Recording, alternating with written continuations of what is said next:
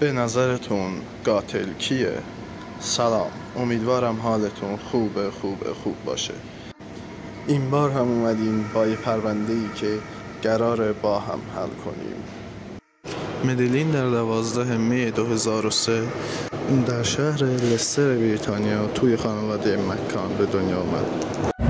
خانواده مکان برای تعطیلات به همراه چند تا از دوستاشون به پرتغال رفتن و توی یکی از شهرهای ساحلی پرتغال برای چند روز خونه گرفتن. در یکی از شبها خانواده ها ساعت 8:30 به رستوران تاپاس برای صرف شام رفتن و قرار شد جری و کیت پدر مادر خانواده هر کدوم در ساعت مقرر شده برای سر زدن به بچه‌ها به خونه برگردن.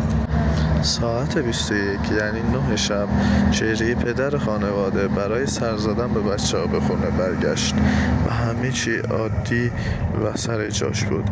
بچه‌ها خواب بودن و هیچ اتفاقی نیفتاده بود، ولی اون شب قرار نبود اونجوری جلو بره و یک شب عادی براشون باشه. جری بعد از اینکه به بچه‌ها سر زد و از این مطمئن شد که اونا خوابیدن به رستوران برگشت و دفعه بعدی قرار شد که کیت یعنی مادر خانواده برای سر زدن به بچه‌ها به خونه برگرده. ساعت 22 یعنی 10 شب کیت برای سر زدن به بچه‌ها به خونه برگشت، ولی کیت انتظار روبرو شدن با این صحنه رو نداشت. مدلین روی تختش نبود. کیت همه جای خونه رو گشت، ولی هیچ اثری از مدلین نبود. بعد از گشتن خونه توجه کیت رفت روی پنجره‌ای که باز بود. کیت فوراً به بقیه اطلاع داد. اونها همه اون منطقه رو گشتن، ولی هیچ اثری از مدلین نبود. به خاطر همین به مأمورا زنگ زدن. مأمورا با فکر این که یک پرونده ساده گمشدگی به اون محل رفتن.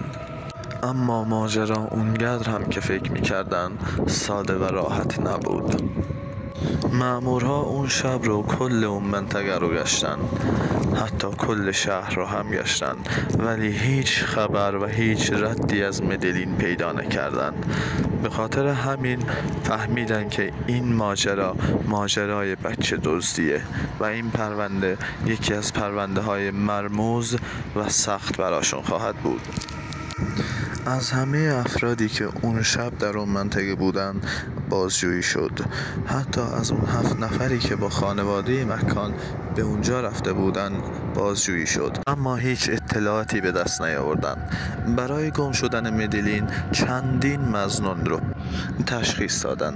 اولین مظنون ها جری و کیت پدر و مادر مدلین بودند، اما هیچ مدرکی به دست نیاوردن که اونها توی این پرونده دست داشتن و به خاطر همین پدر و مادر مدلین تبرئه شدن. اما چه کسی مدلین رو دزدیده؟ آیا پدر و مادر مدلین واقعاً توی گم شدنش دست داشتن؟ آیا مدلین پیدا میشه؟ آیا دزد واقعی پیدا میشه؟ با ما همراه باشید، در قسمت‌های بعدی بیشتر به این ماجرا میپردازیم.